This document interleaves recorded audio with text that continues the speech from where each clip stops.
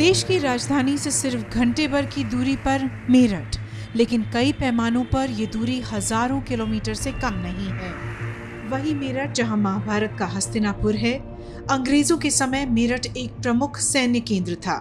संयोग देखिए, 1857 के विद्रोह में भी ब्रिटिश राज से मुक्ति पाने की पहली चिंगारी यहीं भड़की थी। तकरीबन 40 लाख आबादी वाला ये जिला आज देश की स्पोर्ट्स सिटी के रूप में जाना जाता है। इंडस्ट्रियल एरिया करीब 40 साल पहले बना था और उस टाइम ये मेरठ से बहुत बाहर था। And we used to have एक रेलवे लाइन थी जो कि एक पेरीफेरी थी मेरठ की, उसके हम काफ़ी बाहर। बट अब सब शहर बढ़ता गया, दिल्ली से छूता जा रहा है तो हम शहर के बीच में आ गए। किसी जमाने में खेल सामानों के उत्पादन में जालंधर मेरठ से काफी आगे था, लेकिन आज हालात बदल गए हैं। जालंधर में आई बिलीव कि एक्सपोर्ट शायद कुछ बराबर हो रहे हैं हमारे एक्सपोर्ट। पहले जालंधर के हमेशा ज़्यादा रहते थे। वर्ल्ड में जितने ब्रांड बनते हैं शायद मेरठ से ही बन के जाते हों, चाहे OEM ब्रांड्स भी हों।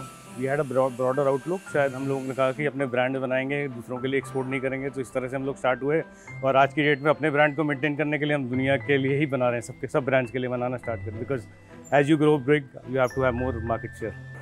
क्रिकेट के अलावा यहाँ वेटलिफ्टिंग, एथलेटिक्स, बॉक्सिंग जैसे हजारों खेल उत्पादों की मैन्युफैक्चरिंग की जाती है। इस खेल सामग्री का निर्यात देश विदेश में हो रहा है।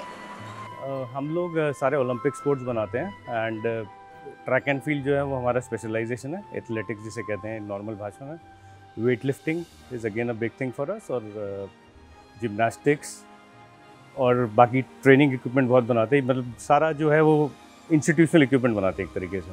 US चैम्पियन सारे यूज़ कर रहे हैं। रॉडनी ब्राउन है, विटनी एशले है। इंडिया से हमारा तेजिंदर सिंह तूर हैं जो एशियन चैम्पियन है। और वेट लिफ्टिंग में Mirabai Chanu, she trains on our equipment. और आपका गुरदीप सिंह है, नेशनल चैम्पियन है।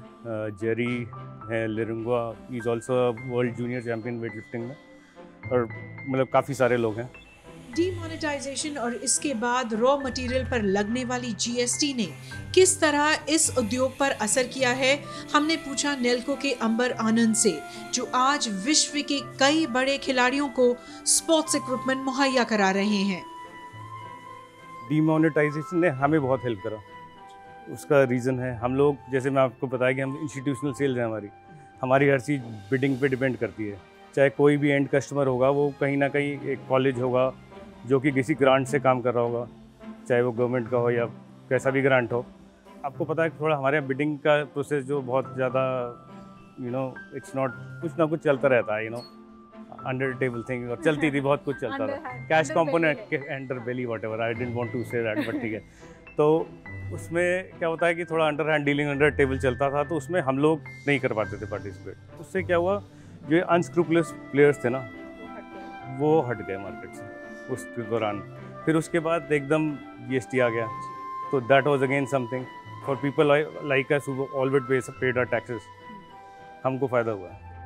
ये तो थी ऑर्गेनाइज सेक्टर की बात, लेकिन इंडस्ट्री एस्टिमेट्स के अनुसार पूरे मेरठ में लगभग 3000 छोटे बड़े ऐसे यूनिट्स हैं जिनमें लगभग 25,000 लोग काम करते हैं। इनमें से कई असंगठित हैं। घरों में फुटबॉल की कटाई, सिलाई होती है, और इस अनऑर्गेनाइज सेक्टर के लिए डीमोनेटाइजेशन आज भी एक काला दिन है। 5 वर्ष का सुख और 1 दिन का कष्ट आदमी का लगता है कि 10 वर्ष के बराबर, इसीलिए नहीं भूल पाता आदमी कष्ट। वहाँ पर वह है नोटबंदी नहीं होनी, किसी की लड़की की शादी नहीं टूटने की, कोई बैंक की डोरी बजा करके मरेगा नहीं। मुझे नहीं फर्क पड़ा, पूरे भारत में फर्क पड़ा। कई बार तो ऐसा हुआ किसी के घर में खाना भी नहीं बना, इतना प्रभाव हुआ। यदि मैं आपसे कहूँ कि मुझे तो 125 रुपये का हो चाहिए, 2000 रुपये का मोटर, भैया तू उड़ा के लेके आ, छुट्टा करके ला। मेरी तो शादी थी उस दिन, मेरा बहुत दिक्कत हुई थी। मैं तो हाथ जोड़ के मैनेजर साहब के बस पैसे लाया था। उन्होंने बेचारों ने, वे अच्छे आदमी थे, इसी मारों मुझे दे दिया उन्होंने। तो मेरी घरवाली भी आ गई थी उस टाइम भी, उस पर पैसे नहीं मिले मुझे भी, उन पर भी नहीं मिले, इस पर भी नहीं मिले। तो अपना थोड़ा ऐसी खर्चा मांग के उधार पानी सब ऐसी करा। आपको पता है ना, नोटबंदी का ज़्यादातर पैसा वापस बैंक में आ गया। वापस बैंक नष्ट नहीं हुआ, ज़्यादातर तो 50% तो बैंक में आ गया। 90 से ज़्यादा % बैंक में हो गया। बैंक में हो गया था, लेकिन फिर भी काफ़ी बड़ा इंडिया है। लेकिन ये है कि नोटबंदी में जब कुछ काम होता है तो कठिनाई होगा काम में।